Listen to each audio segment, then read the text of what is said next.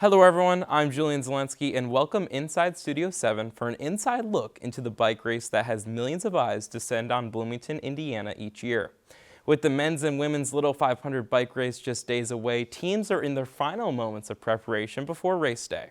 In Studio 7 with us is 4 members of the men's forest cycling team as they describe to me the trials and tribulations that have taken them to new heights as we get closer to race day. From training to the standard within the forest cycling team to the technical nuance of biking at the highest level, the aspects of Little 500 are endless. So let's put on our helmets and cycle into the intro as we buckle up for a special episode of C228's Little 500 Special featuring forest cycling.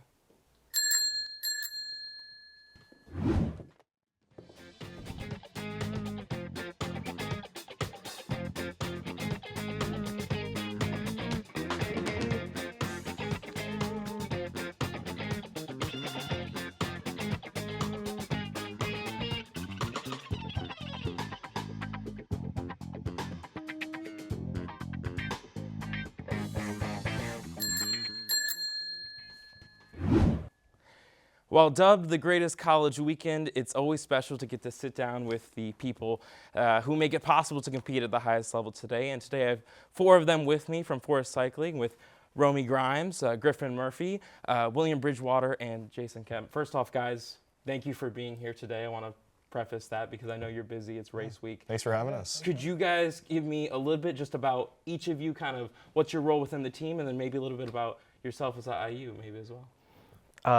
I'm Romy. I am kind of just, I don't know. I just care a lot about cycling, and I try to push that onto everybody, and that's kind of my job. I love that. Yeah.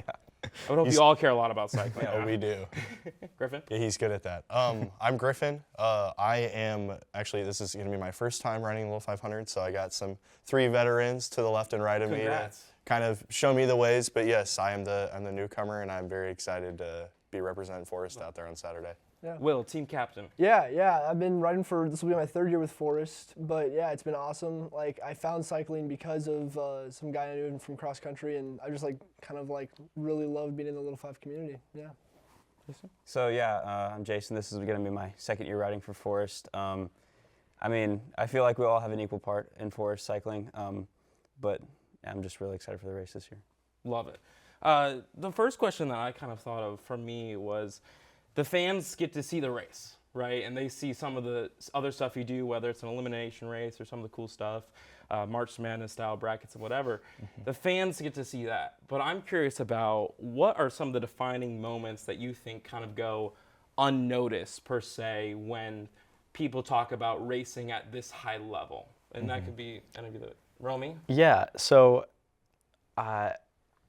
over winter break and just all throughout winter, we're constantly doing indoor rides at the same frequency as we would during the summer with outdoor, but it's awful. It's just way harder, and nobody ever sees that because we're all inside and we don't go outside. Yeah, absolutely.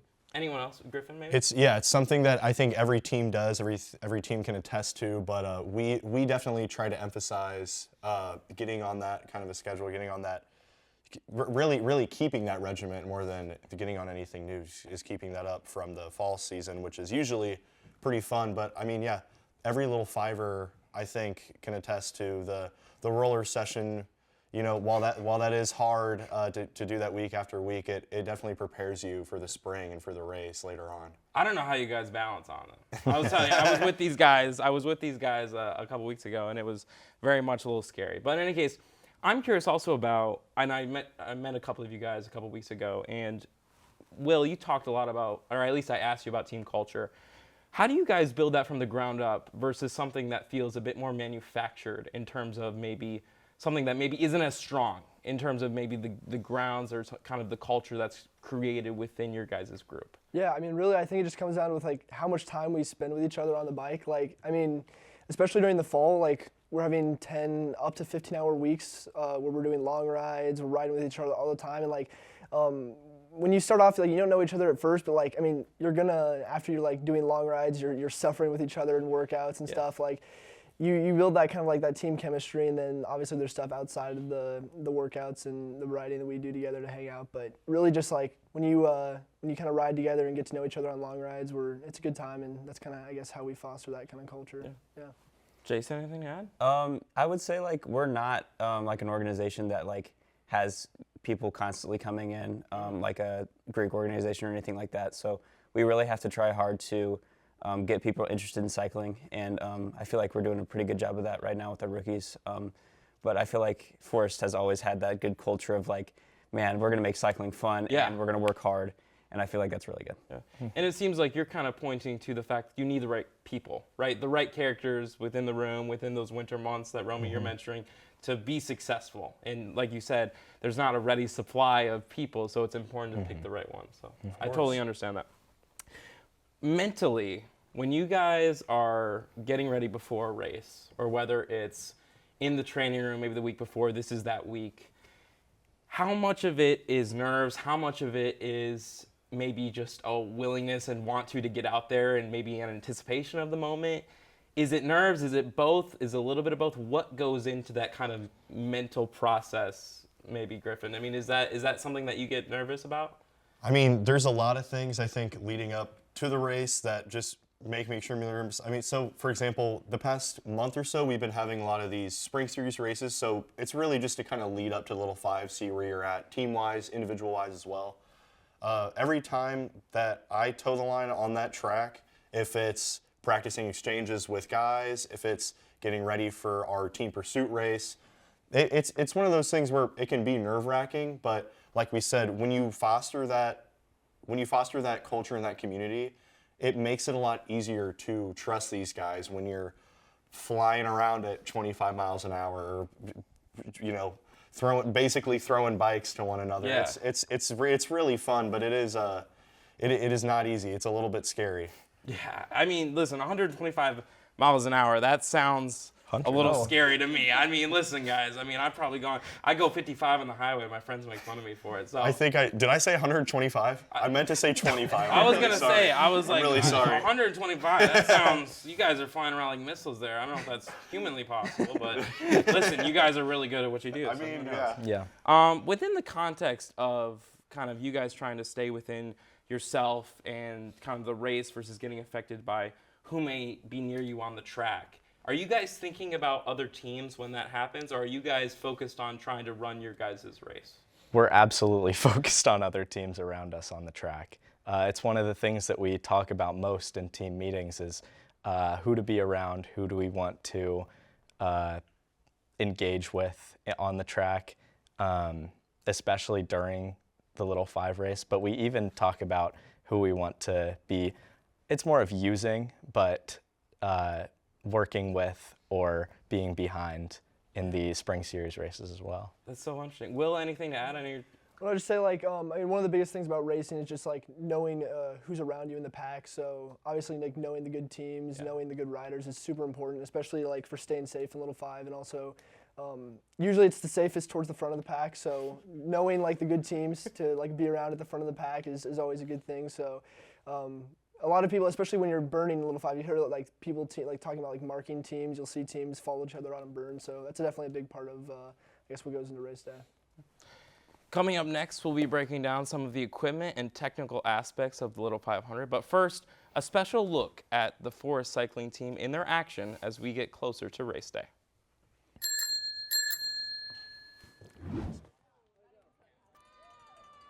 Every April comes with one weekend that gets the students of Indiana University Bloomington hyped, and it is coming up very soon. Little 500. This year happening from April 24th to 25th is a time students look forward to every year. But it's not often thought of how the bikers themselves feel coming up to the big day. Forest Cycling has been training year-round for this event, working hard to have the big races pay off. Coach Charlie Moffitt talks about what their training schedule looks like year-round. We start in the fall.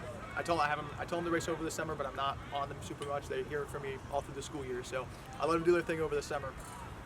In August, we start. It's all group rides. It's getting out to group rides, getting out, seeing the Little 5 community, learning how to ride in the pack, and ramping up volume and hours. It's all about hours and volume in the fall. In the winter, it's a little bit more intense. It's more structured interval training. Maybe we do less volume work where they're riding less, but when they are riding, it's more intense. And then in the spring, it is on the track as much as possible. 1 to 2 hard workouts a week, keep everything else easy because they've already built up the endurance for riding for 6 months before. And then the last month is trying to peak for performances like tonight. Moffitt plans the whole training schedule out, while Will Bridgewater does other things for the team as the captain. Bridgewater is there to keep team spirits high during training. Really, it's just about making sure the guys are motivated and like show up on rides and stuff and ready to kind of perform and stuff. The team hype works. Rookie Jayson Kemp enjoys riding for the team. We, training plans and whatnot, endless hours on rollers. It's fun. It's what I like to do. So. Now with the team trained, they are ready for the races coming up this weekend.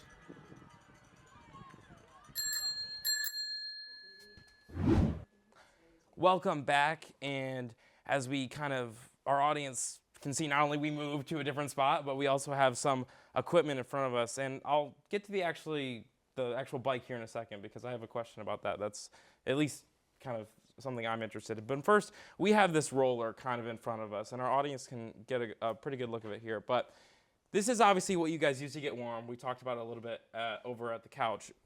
In terms of kind of when you're practicing or at race day, does this just serve as you're getting your legs warm? Is it cardio? What purpose does this serve for someone who didn't know what it was? Because I didn't know what it was until just like a couple of weeks ago. Mm-hmm.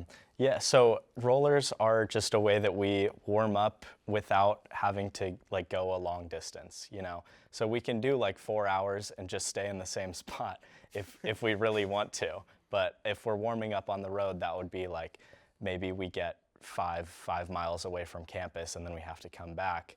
But with rollers, we just stay in the same spot so we can warm up at the track. Guys, 4 hours sounds like absolute torture. Yeah, we've done it before. Oh my god. A lot of YouTube. Okay, all right, YouTube, love it, I love it. This bike, it's built for speed. It's got these really thin tires. I was curious, and this is something I'm fascinated in. How do you guys work with the bike? What is it that you're doing, and what is it that the bike's doing in order to generate a fast pace and be able to do overtakes and be able to put your guys' team in a position to succeed? So actually, this bike is one of our slop bikes.